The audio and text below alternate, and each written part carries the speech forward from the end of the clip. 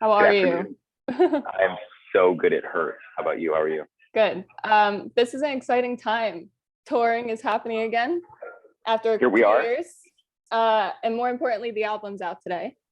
And how are you feeling Absolutely. about it?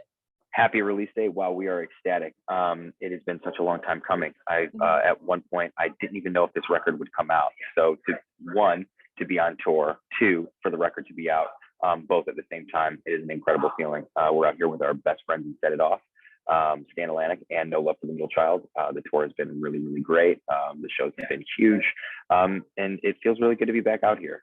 It really does. Right now, we have a string of Midwest shows. So we played my home state of Michigan a couple days ago. We have Cleveland House of Blues tonight. We have Indianapolis tomorrow, and then we have Chicago House of Blues on the 6th, which is my birthday in 2 days. So this is a very exciting week for me. Oh, that's great. Happy to hear Yeah, it. absolutely. So I wanted to dive into the album. Great. From what I understand, you guys were separated during the writing process. What was it like creating remotely with one another? You know, if it were 1955, it would probably been really difficult. But I feel like in 2020, technology is in such a really cool place, right? Where we have audio movers, where we can listen to live mixes in the moment and listen to all the changes as they happen. There's Dropbox, there's Zoom, there's FaceTime, there's Logic, and there's all these abilities to share on the internet. So as strange as it is, I kind of like the experience. I'm definitely an in-person, like kind of dude. So that was really strange to kind of gauge the vibe every day because you're not all together to create it, right? Yeah. So getting in and getting set was definitely interesting. But all in all, I would say a majority of the record was created over Zoom, which was interesting. Yeah, I want to say there's only a handful of songs that weren't. IDGAF was written in 2019, and that was in person. I Hate Me Too was written in person. I Miss 2003 was written in person. In Threes was written in person.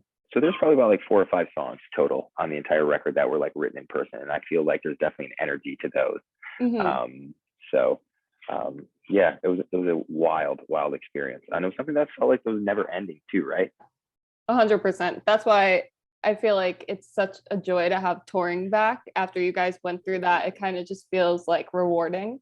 But especially throughout the years, especially within quarantine, I feel like alternative scene has grown so much and the genre is expanding in audience and artists. So what was it like trying to find the sound in the new era of like the alternative scene?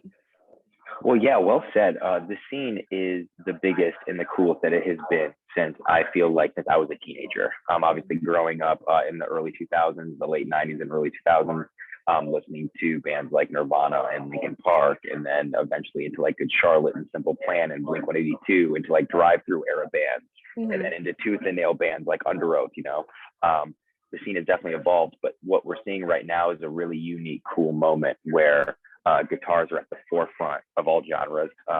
Genre bending is very prevalent.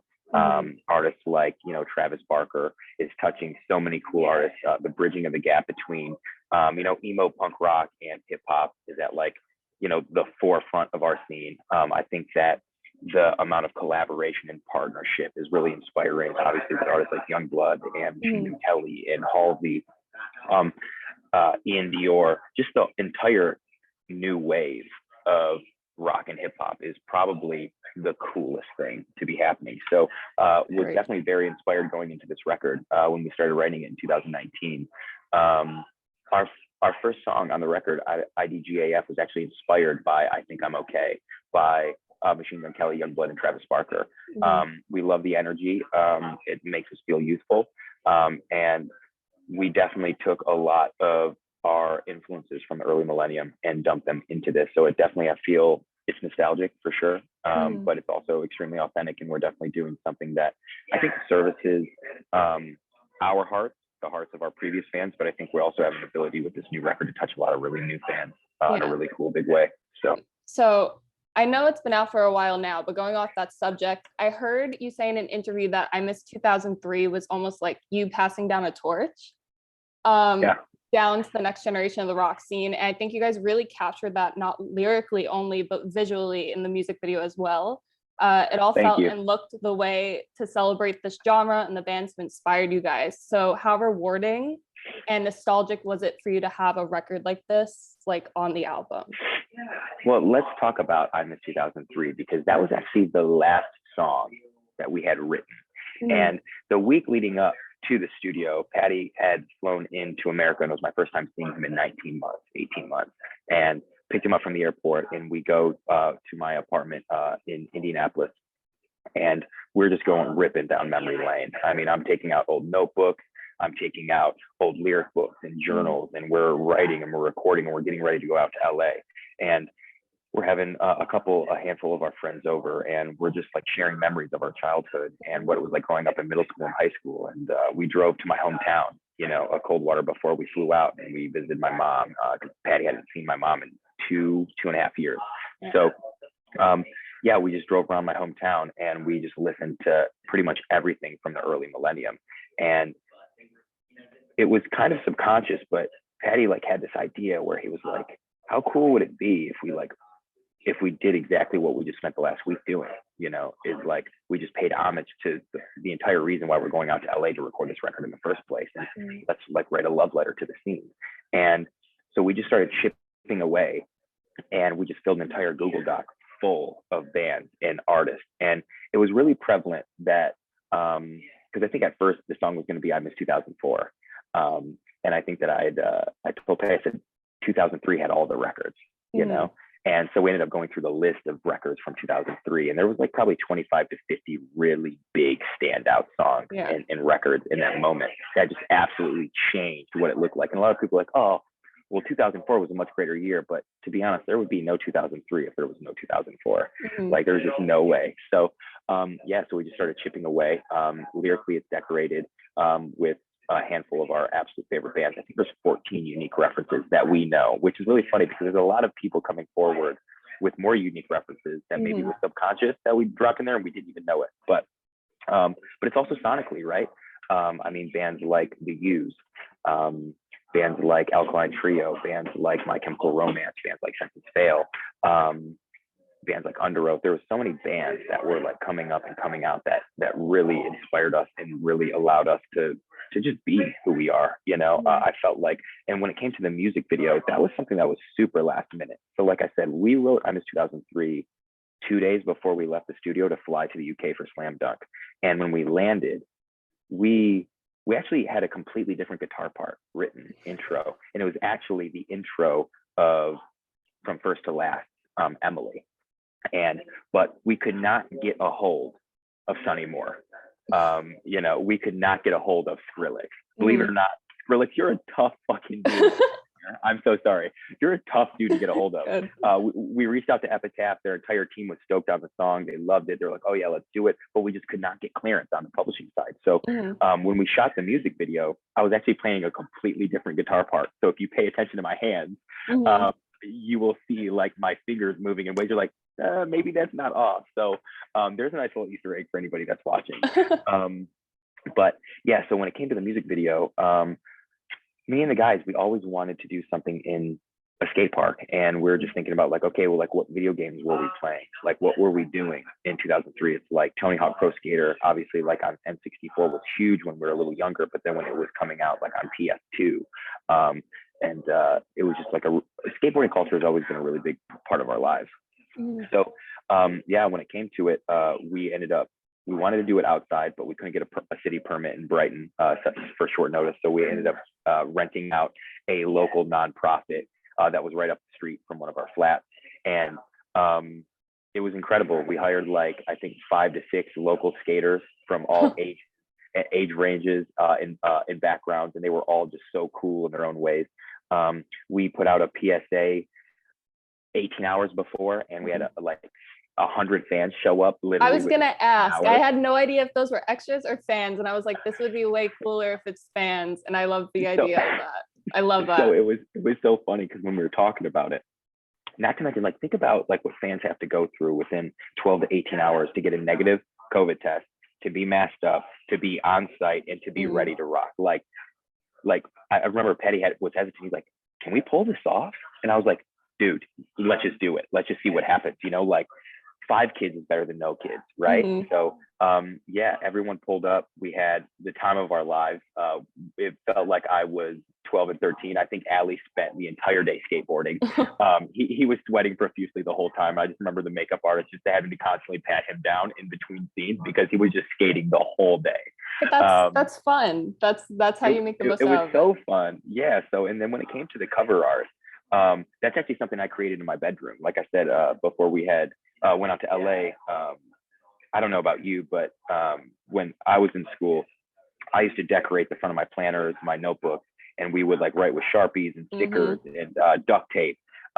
So essentially, I was like, yo, I would love to just make the cover. And I literally just did it on computer paper. I drew out everything. I mocked it after one of my old notebooks. And that is the cover of I Miss 2003. We ended up photo scanning it. Our good friend, dear friend, Ian Coulson, helped me create it and kind of like put the dream to life because I am just absolutely, I'm not technology savvy at all when it comes to that. So yeah, I think just everything about, I feel like I'm ranting, but everything about I Miss 2003 is just so nostalgic, and it's so, but it makes us feel so youthful and just fresh, like and it's a song that we're extremely proud of, but it's also a song I think that's resonating with so many people. If you're like in your late 20s or early 30s, mid to late 30s, hell, if you're in your early 40s, you're like bumping I Miss 2003. I'm a 99 baby, so I'm bumping 2003 as if I was a teen in the 2000s.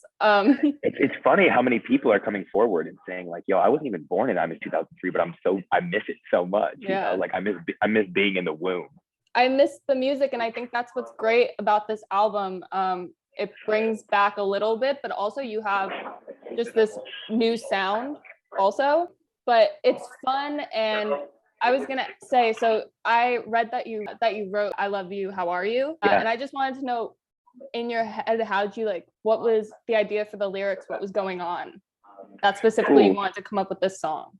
Yeah, so "I Love You, How Are You" was birthed on a day, one of the many days that Patty failed to show up for our Zoom sessions and our studio sessions. Obviously, Patty and I ebb and flow, and we have this push and pull. We spent the last 5 years,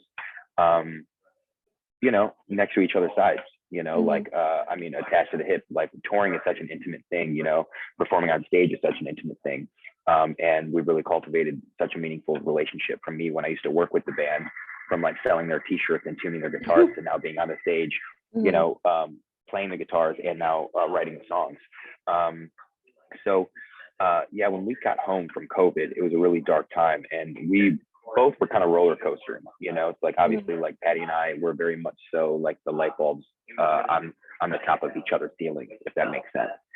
So when there was that much distance created and we were nowhere near each other, not to mention with COVID and with everything that was happening, it was like we worked so hard to get to where we wanted to be. Only to then come home and have everything kind of stripped away from us, and like we had to like relinquish to the universe, and like we had no power and no control over the situation. So yeah, that was one of the many times that Patty was like floating in and out of sessions, and he just could not bring himself to show up and to like tell us how he was feeling, and because I feel like he wanted to be strong and he wanted to show up for us, but I feel like he just couldn't be the man that he thought in his mind that we needed him to be then, when in all actuality all we needed from him was to show up, and just to be present, or just to communicate and not be present at all. So "I Love You, How Are You," like I said, super sunny summer day in Michigan. I was walking my dog, me and Zach Jones, our wonderful producer out in LA, were on a call, and it was something that came to me relatively quickly, probably within 5 or 10 minutes after getting back from my coffee. And I just remember humming, "You say you're great, but really, how are you? How bad is your day? Hey, come on, you can tell me." And I was just like, because that's all I wanted to say to Patty. It's like, man, you're telling me that you're great, but you're not. And I just want, like, how are you really? And I feel like we as a society and we as people, we're so conditioned and we're programmed that anytime anyone asks us how we are, we just white lie our absolute ass off. Can I swear? Yeah, of Okay, course. great. Go ahead. So we white lie our ass off. Like Hmm. even the people that we love the most, we feel like this. We feel like this sort of responsibility and accountability to be strong for everyone around us, you know? So I feel Hmm. like even being vulnerable with the people that you love, and we take mental health and we take being emotional and being vulnerable very seriously. It's something that we're really big advocates for. But you're in a really bad place when you can't even tell the people closest to you out of fear of letting them down. So that was really just it was a conversation piece for Patty. And I didn't want to waste a studio day. So I was like, you know what? Let's just write a banger. And, I just want to write a song to my brother, and I just want to know how he is. And he got it later on that night after we had finished. And lo and behold, we woke up to I'd Rather Die. And I feel like, so in some ways, me and Patty, the only way we were able to communicate was through our songwriting. Hmm. And it was the one thing that connected us and kept us together during our dark times, because we're both going through something at different parts of the world. Yeah. And we, I want to be as strong as I can for him and the rest of the band and my friends, my family, my community. But, even I wake up and, and I struggle, so it's like even on those days, Patty really shows up for me. And, on those days for him, I really try to show up for him. And it's really just, the push and the pull. So I think that you're going to see over the course in the entirety of the entire record, you're going to see that where, some days I'm up and he's down, and some days I'm down and he's up. And with the lyricism and lyrically and the wordplay and the melodies, it's like it's a roller coaster of feelings. And a lot of them are very combative. Like some verses from verse to verse, there's like certain songs are just completely different vibes. It's because I wrote one and Patty wrote one. It's the first two lines of a hook are maybe direct lyrically and very blunt, and because I wrote them. And then the tagline's very poetic, and it's like, damn, it's very thoughtful, and it's like, wow, it actually makes you really think. Because, and I think that's the beauty in this record, is that like it's surface level enough to like absorb and to be like, damn, I really feel that way, or I've had that thought, or I have this feeling. But then it's decorated with like this sort of poetic and like lyricism that makes you still just enough depth to make you be like, damn, wow, and Patty brought a lot of that to the table as well. So obviously, it being my first record with As It Is, it was a really important one for me to just kind of show up. And I also just had a lot to say, obviously touring with the band and being able to look their fans in the whites of their eyes and see how songs make them feel and what words matter and mean to them. When you're tuning guitars and you're looking at the band and you're looking at the band, you have a lot of time. To see what affects who and how, and the impact that each song makes. So obviously just doing my backstage data, plus obviously having the ability to do all of the Great Depression, I really wanted to bring something unique and flavorful to the process. And obviously there's a lot of influence. I'm really into hip hop. I'm really into obviously emo music. So like when I was listening to 2016 Nothing Nowhere, I'm Sorry I'm Trying, a lot of those influences really come out, I think, too. And obviously our ability to, Zach Jones is just like a mastermind in the studio, and collaborating with him. Him and I had a lot to do sonically with where the record was going. Obviously, Patty will be the first to say, like, he just stopped listening to music entirely during the pandemic. So he was like, I don't know what sounds good. I don't know what's cool. I don't know what this. He's like, I'm watching horror movies. So me and Zach were just like really plugged in, and just like we were really stoked and excited about music. And I think that us being able to do that in the background while Patty was able to like really take the time with his words and his thoughts, it was very therapeutic for all of us. Yeah, I was gonna say I'm Gone by you guys. I found myself playing repeatedly. Actually, You like that one? I love that one. So Alexis, let's talk about that one. Okay, yeah, that's what I'm going for. So Fire. while simultaneously having a tone of fear in this lyric, it's such a playful vibe. So how do you find the balance of having fun in the writing process while also being completely cathartic? Like, so that's one of those really cool songs that almost didn't even make the record. That was one that we were literally gonna put in a hole with like 100 other songs and ideas that just didn't really make it. So like when we were crafting this record, we started, the core of the album was IDGAF, and we knew that, like, okay, this is the vibe sonically. This is the perfect amount of sadness and aggression and anger, and this is everything we want to say, kind of bundled up into one song, and really communicate how we're feeling sonically, emotionally, lyrically, whatever. But then we started to weave the web, so it's like, you know, everything started to connect on the web.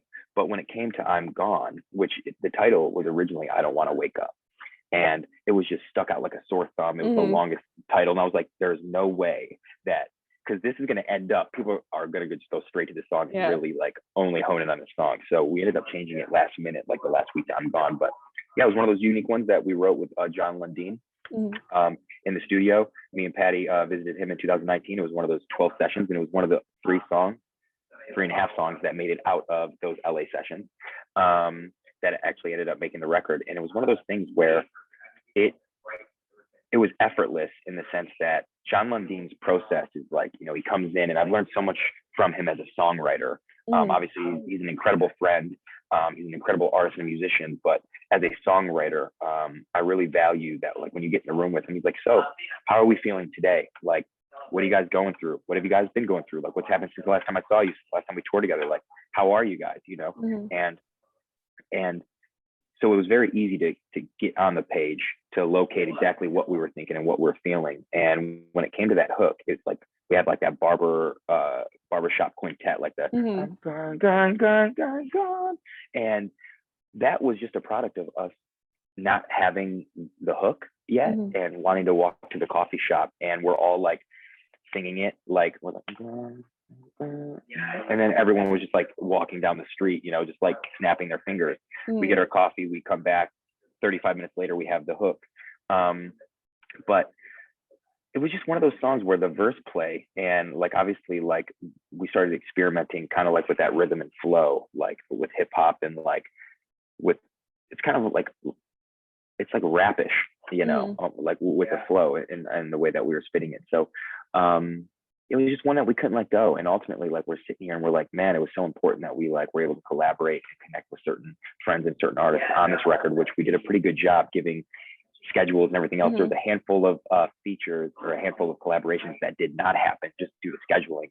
So who knows, maybe there might be a deluxe and maybe it might happen, but this was one we couldn't let go of. And when we were like looking at everything, we're like, man, we would be doing a disservice to anyone that listened to Never Happy, anyone that listened to Okay. You know, it is probably the furthest from what we're doing right now, but that's exactly why we should include it. Yeah, it's fun to take a risk for albums like this. But it was super fun. It's definitely, I think, my favorite song on the album right now. I can't stop playing it. That is so sick. I've gotten several messages like that. So I just wanted to ask you one more question. Sure. What is the biggest way As It Is has grown while making this album? It could be either you as a person or musically. That's such a great question. Thanks for such a good question. I think that our bond as friends grew tighter. Obviously, going from 5 to 3, the entire process shifting, obviously coming in, and you know, like I said, being a friend, being a brother, being a bandmate, sharing a stage is one thing, but songwriting is also a very intimate thing. And it's I've learned so much from Patty in the process, and from a handful of other friends. And it's an intimate thing. And when you have the ability to do that and be in the room and to be in the moment, you find out a lot about yourself, but you find out a lot about your friends and the people in your life, because opening doors to your minds and allowing certain people in that otherwise wouldn't be. So I would say that we've definitely grown together, and our bond is much stronger. Yeah, I would say we're definitely much stronger as people. But I've also, like, I think the biggest takeaway from I Went to Hell and Back is and back.